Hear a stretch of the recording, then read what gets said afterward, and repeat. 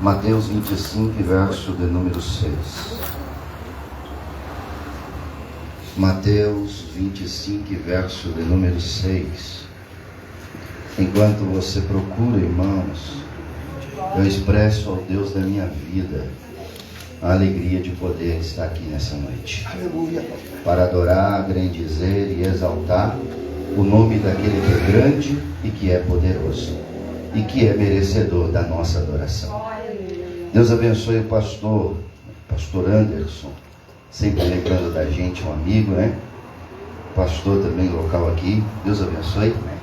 Pastor Jeremias, ontem eu assisti sua mensagem lá. Para meia-noite eu estava assistindo. Deus lhe usou muito, Deus abençoe, viu? A todos os irmãos que aqui estão, os músicos, a cantora, meu amigo Nil, Deus abençoe. E Deus confirmou a palavra no meu coração através da cantora Sara Mendes. Obrigado, que Deus continue lhe usando, viu? Mateus 25, verso 6, quem achou diz amém. Amém. Os músicos aí, se puderem, acompanham a mensagem, tá bom? Vai ser bênção demais. Diz assim: mas à meia-noite ouvi-se um clamor. Aí vem o esposo, vem-lhe ao encontro. Mas à meia-noite ouve-se um clamor. Aí vem o esposo, sai-lhe ao encontro. Se você pode olhar para esse irmão que está ao seu lado, diz para ele assim: ó, sendo cheio do Espírito Santo, para poder manter a lâmpada acesa. Pegou? Aleluia! Você se assenta adorando a Jesus. Glória a Deus. Se assenta glorificando aquele que é grande, aquele que é poderoso, majestoso. Queridos irmãos, o texto que nós abramos é um texto escatológico e Jesus vai nos instruir através de um casamento judaico. Quem nos faz a narrativa desse texto, e nós encontramos somente neste livro de Mateus, e é bem provável notar que Mateus ele é bem profundo, porque o seu livro foi escrito aos judeus. Mateus é o autor do primeiro evangelho escrito aos judeus. Ele era filho de Alfeu, mas não era bem visto diante da sociedade judaica por causa da sua profissão. A palavra de Deus nos diz que Mateus é publicano. Ele trabalha o ofício de Roma. E aos olhos dos judeus, todos estes homens encarregados ao trabalhar ao serviço de Roma era visto com os olhos da incredulidade. Não era bem-vindo à sociedade judaica, porque ao perceber, de vez eles cobrar aquilo que era devido cobrar, eles cobravam muito mais além do que era necessário. Se você pegar a história de um cobrador de impostos ou de um publicano, você vai entender que eles, ao andar na rua, eles não andavam por si próprios, pois era necessário eles ter um segurança, um soldado romano guardando, para que ele viesse ser protegido diante da saída da sua casa até onde ele ia trabalhar, e quando retornava para a sua casa. E para você ver, para você entender que esse ofício não era muito bem visto diante dos judeus. Eles nem eram conhecidos pelo seu nome próprio de nascimento. Mateus era um apelido conhecido entre todas as regiões dos publicanos. Bíblia o chama de Levi, filho de Alfeu. Não é só Mateus que escreve o seu nome, mas é Marcos e Lucas que faz a narrativa do seu próprio nome. E quando um dia Jesus vai pagar imposto, como costume, Jesus está na fila e ao pagar, ele faz a convocação de Mateus. E é bem provável notar dentro do texto que Jesus não o convoca pelo nome que todos o conhecem, Mateus, não. Jesus vai convocá-lo com seu nome de nascença, por aquilo que os seus pais lhe deram quando nasceram. Levi, levanta e segue-me. A chamada foi tão ardente no coração deste Mateus, que o texto diz que ele largou tudo. Largou, Jeremias, a cadeira, a caneta, o papel, e começou a seguir aquele que o convocou, aquele que o chamou. Porque quando Jesus chama, a palavra arde no coração. E se arde no coração, é porque a voz dele adentrou no nosso espírito. Aleluia! Ele começa a seguir Jesus. E é bem provável, irmãos, que a datação exata do livro de Mateus é um objeto de debate entre os estudiosos, porque geralmente acredita-se que o livro de Mateus foi descrito no ano 80, 90 depois de Cristo, ou provavelmente após a destruição do templo de Jerusalém. Mas o livro de Mateus, irmãos, é notável por sua organização meticulosa, e o foco do livro de Mateus é das profecias do Antigo Testamento. Mateus, ele vai estruturar o teu evangelho em torno de 5 grandes discursos do próprio Jesus. O primeiro discurso que ele estrutura o teu evangelho é o Sermão do Monte. O segundo discurso que ele estrutura o seu evangelho é o discurso missionário. O terceiro discurso é a parábola do reino. O quarto discurso é o ensinamento sobre a comunidade. E o quinto discurso é o discurso escatológico. Perceba que o tema central do livro de Mateus é o reino dos céus, que Jesus veio inaugurar. Mateus, ele utiliza essa expressão de forma única e diferenciada dos outros evangelhos. O foco do livro de Mateus é apresentar o reino de Deus, é apresentar Jesus como Messias. E aqui você vai notar, perceber que ele dá um discurso escatológico. Se nós pegarmos o capítulo de número 24, Jesus começa a falar das coisas que aconteceria antes da sua vinda. É o ensinamento escatológico, que haveria fome, que haveria guerra, que haveria muitos que se levantarão dizendo sendo Cristo, e que, se possível, enganaria até mesmo os escolhidos. A iniquidade cresceria, o amor de muitos se esfriaria. Ele dá esse ensinamento, só que também ele dá um ensinamento a todos que estavam escutando, dizendo para que todos perseverassem, independente da situação, independente do momento, independente de quem se levantaria, de quem seria contra. Ele está dizendo em Mateus capítulo 24, verso de número 13, que era necessário eles perseverar, pois aquele que perseverar até o fim receberia a coroa da vitória. Ele está dizendo que é tempo de perseverar. Não é momento de desistir, não é momento de parar, não é momento de retroceder. Isso aqui é um ensinamento tanto para os discípulos como para nós.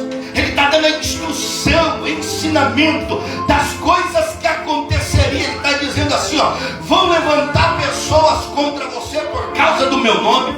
As nações se levantarão uma contra a outra. As famílias serão destruídas, porque pais se levantarão contra filho e filho contra pais.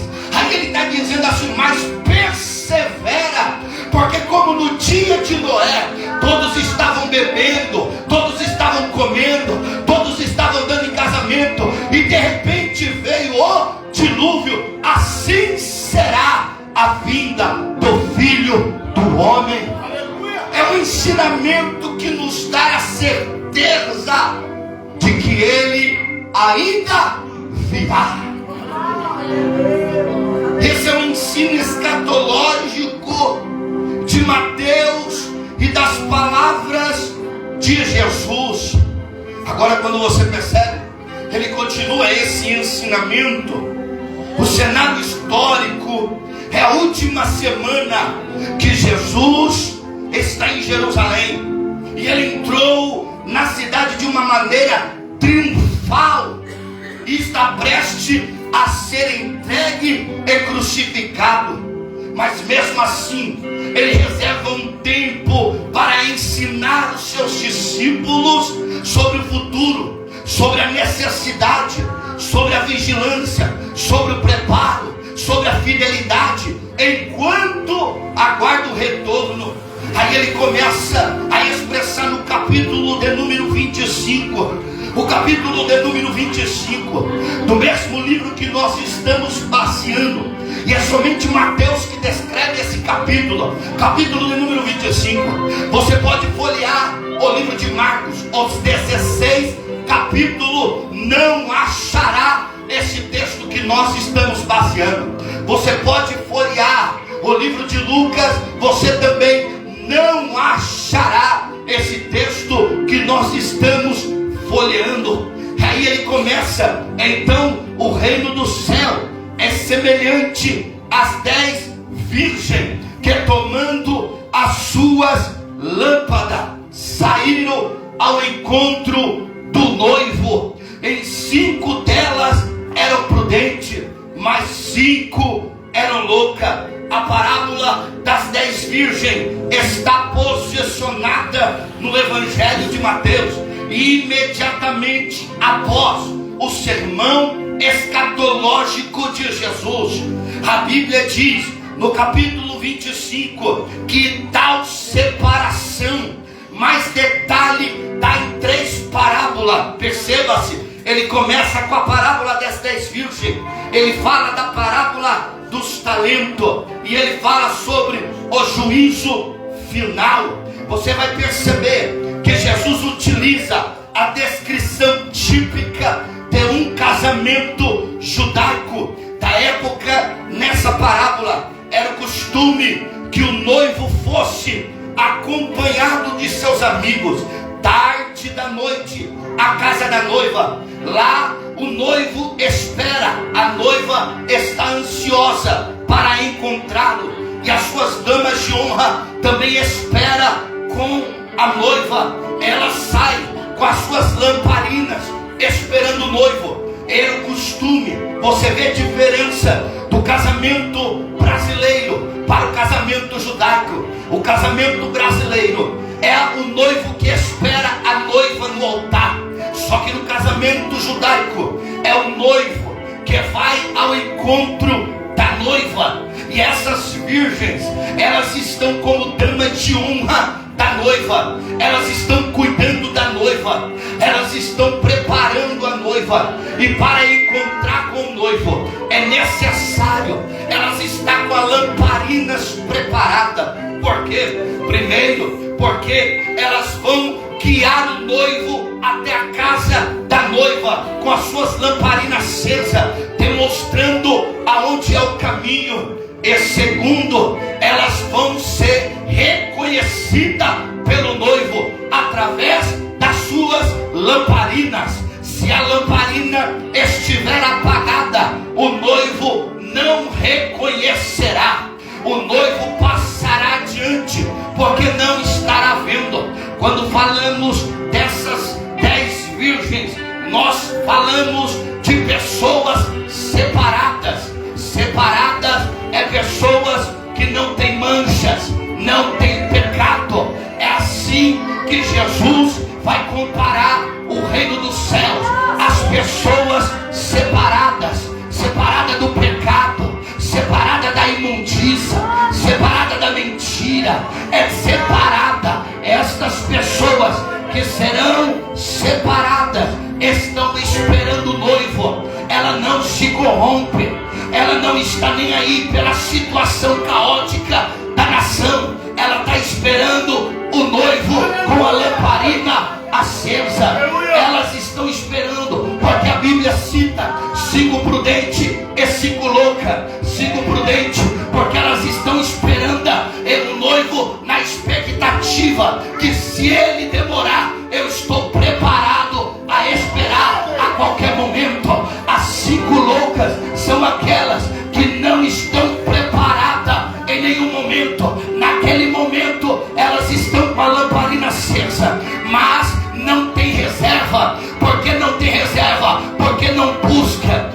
não intercede, não ora, não clama. Porque só podemos ter reserva na nossa lamparina, em esperar o noivo, quem busca, quem ora, quem intercede. Eu vou dizer de novo: as loucas, Jeremias, são aquelas que só estão esperando no momento, não está nem aí se a chama estiver apagando, não está nem aí se a chama estiver acabando. Ela não está nem aí, para ela tanto faz. O noivo não veio até agora e não virá mais, mas ainda tem gente dentro da igreja como sigo prudente. O noivo não chegou, mas eu vou esperar com a minha lamparina acesa. Eu vou buscar azeite na oração, eu vou buscar azeite na palavra, eu vou buscar azeite. Alabaçúria. Ei, o que Jesus está dizendo para nós: eu ainda não cheguei, não, mas fique esperando no óleo, porque a trombeta vai soar e só vai buscar quem estiver cheio. Aleluia! Aleluia a Deus! Glória a Deus! Aleluia! Você percebe que o texto diz que tardando o noivo, todas dormem, porque cansaram, porque estão fadigadas. O noivo demorou. E dentro de um abre parênteses aqui dentro desse texto, Jesus é o noivo, ainda não veio buscar a igreja. A promessa que o noivo vem é desde o tempo de minha avó, até mesmo desde antes de eu nascer. A palavra é: o noivo vai vir, o noivo vai vir. E nesse tempo de que o noivo virá, muitas lamparinas de pessoas se apagaram, porque na caminhada perderam as expectativas, porque na caminhada perderam a esperança, porque na caminhada perderam a força. Alguém acredita dizendo: o noivo não virá, como na igreja que o apóstolo Pedro exercia. Alguém levantou na igreja do apóstolo Pedro e disse: a promessa de que ele virá não acontecerá. A promessa de que ele virá não vai acontecer. Ele esqueceu de nós.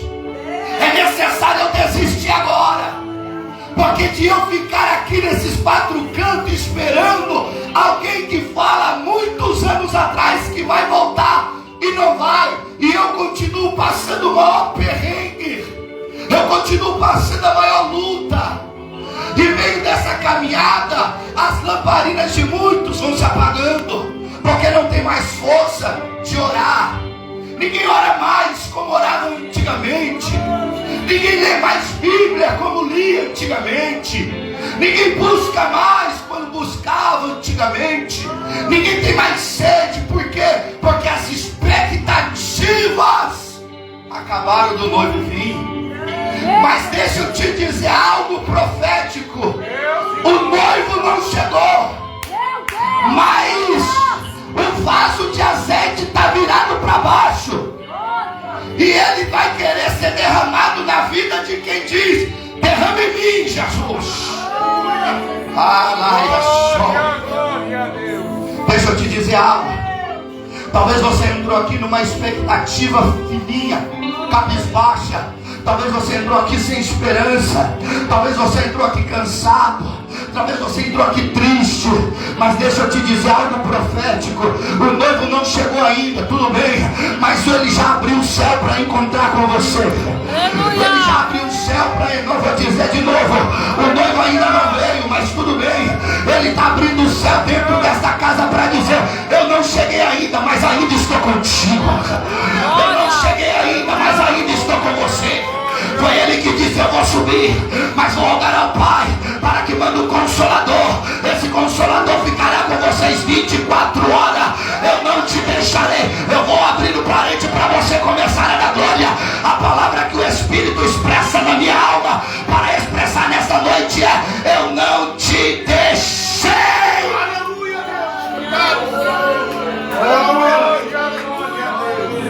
Eu não te abandonei.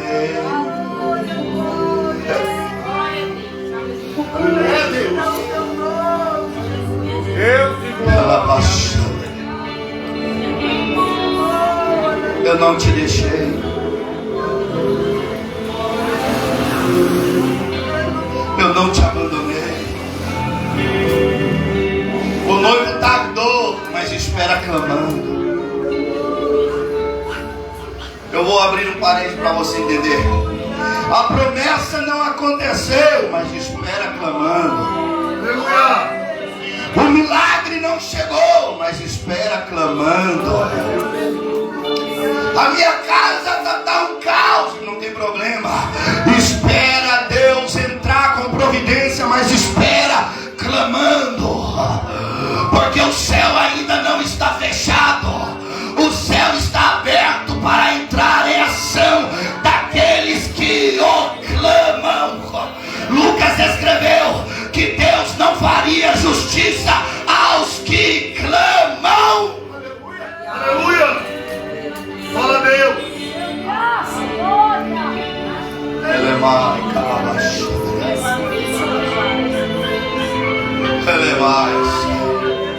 Jesus está dizendo para alguém aqui nesta noite: eu não esqueci de você.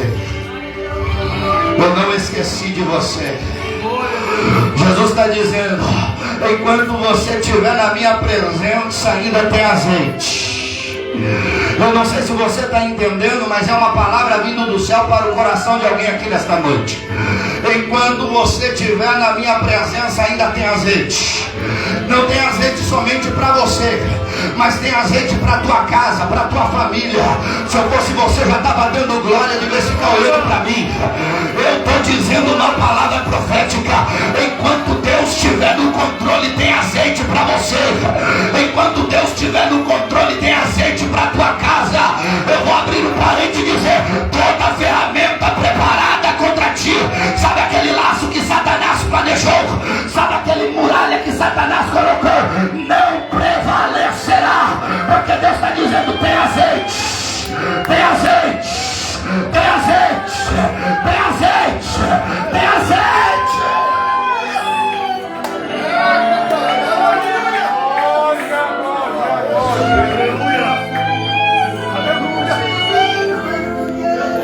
Tem azeite, tem azeite, tem azeite, doutora, tem azeite. Tem azeite para quem busca, tem azeite para quem intercede. Azeite na Bíblia representa o Espírito Santo de Deus. Se representa o Espírito Santo de Deus, é o próprio Deus falando para nós nesta noite: eu estou descendo sobre a tua casa, eu estou descendo sobre você. Deus está dizendo: pastor Anderson, pastor Jeremias, ele está dizendo assim: varão, eu estou descendo sobre vocês, eu estou renovando vocês, eu estou fortalecendo vocês.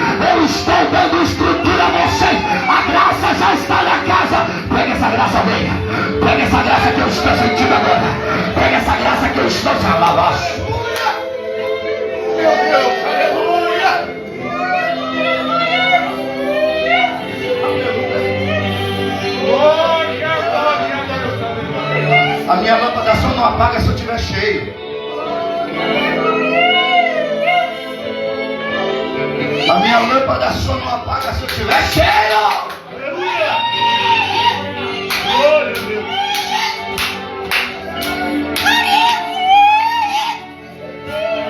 A minha lâmpada só não apaga se eu estiver cheio. Se alguém quer ser cheio aqui nessa, levanta a sua mão comigo. Levanta a sua mão comigo. Porque tem azeite. O Espírito já bailou dentro dessa casa, pastor. O Espírito já bailou dentro dessa casa.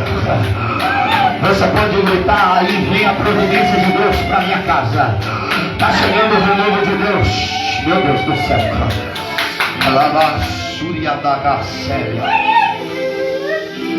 Tem azeite.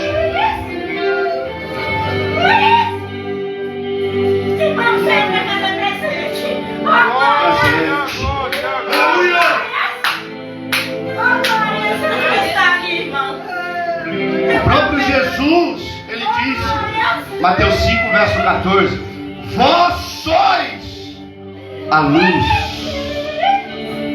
a luz, a luz. Eclesiastes 9:8, o sábio Salomão escreve: nunca falte o óleo sobre a tua cabeça. Cabeça, cabeça, cabeça, cabeça. O apóstolo Paulo em Efésios capítulo 5, verso 18: não vos embriaguei com vinho em que há contenda, mas enchei-vos. Eu vou dizer de novo: enchei-vos do Espírito Santo de Deus. Tem azeite. Tem azeite. Tem azeite. Tem azeite. Tem azeite na cara. Tem azeite. E o azeite está sendo derramado sobre a nossa cabeça. Eu provo na Bíblia que quando o azeite é derramado, o Espírito Santo toma. 1 Samuel capítulo 16, verso 13. E tomando o azeite, colocou no chifre, chegou e derramou na cabeça de um homem por nome de Davi. Quando derramou o azeite sobre a cabeça de Davi, o texto diz assim, ó: no Espírito do Senhor se apoderou de Davi. O Espírito, pastor Anderson, só se apoderou sobre Davi quando o azeite foi derramado. E o azeite está derramando sobre a nossa cabeça, e eu posso dizer com toda certeza na palavra: o Espírito está se apoderando de nós aqui nesta noite. O que é se apoderar? O Espírito, pastor Jeremias, está tomando posse, tomando você como propriedade exclusiva dele. E ele está dizendo: alguém machucou você, alguém feriu você, alguém jogou pedra em você, mas agora você é minha propriedade. Agora quem cuida de você sou eu. Agora quem guarda você sou eu. O guarda de Israel que não tosqueneja está guardando você, está guardando você. Glória, glória a Deus. Isso é forte. Isso é forte. Você percebe? 5 tem azeite de reserva. Por quê? Porque no pensamento dela ela diz: se o noivo tardar, eu vou ter de reserva na minha lamparina. Porque o azeite na lamparina não é duradouro para sempre, ele acaba uma vez. E para manter a chama de uma lamparina acesa era necessário colocar mais azeite. As loucas não se preocupou se o torno tarda, se o noivo tarda ou não tarda. Ela só se preocupou no momento. Se o noivo vir, amém. E se não vir, amém do mesmo jeito. Só que a Bíblia diz que todas adormeceram. Porque para esperar o noivo diante de uma caminhada é difícil. Porque no momentos a gente vai querer adormecer. Quem no momento de uma caminhada esperando o noivo nunca parou para dizer: eu desisto, eu retrocedo, eu volto. Quem nunca disse isso? Só que de repente aparece o noivo. E quando aparece alguém gritando: aí vem o noivo. Elas logo se despertam. E aquelas que estão preparadas pegam a sua lamparina. E aquelas que não estão, olha para elas e diz: a nossa chama se apagou. Dá um pouquinho do seu azeite. Só um pouquinho.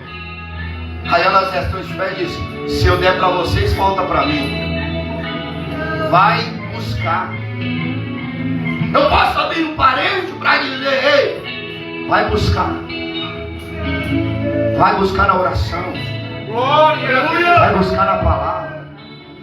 Aleluia. Quer que Jesus faz tudo, mas não quer buscar Jesus de tudo. Quer que Jesus resolve tudo, mas não quer buscar Jesus para aquele que resolve tudo. Sabe, essas 5 loucas são aquele crente que espera sentado. Eu quero uma porta de emprego, mas o emprego vai ter que vir a mim. Eu quero a cura, mas é o médico que tem que vir a mim também. Eu quero a restauração da minha casa, então tem que acontecer. Eu sentado, então fica sentado até morrer, que nada vai acontecer. Mas aquele que busca tem resposta. Posso dizer de novo? Aquele que busca tem resposta.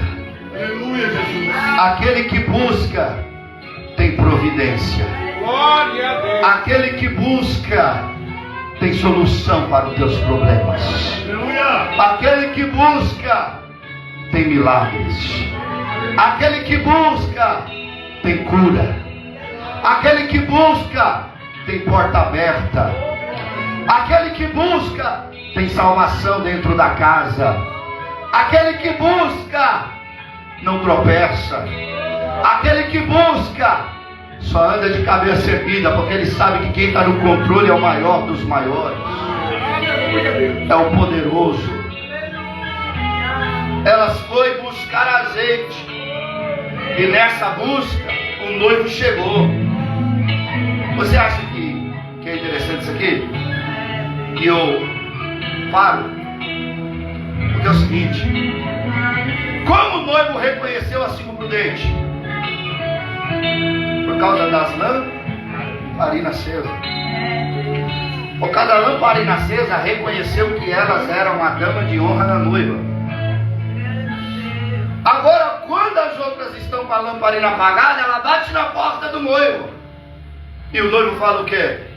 Vai embora, porque eu não conheço.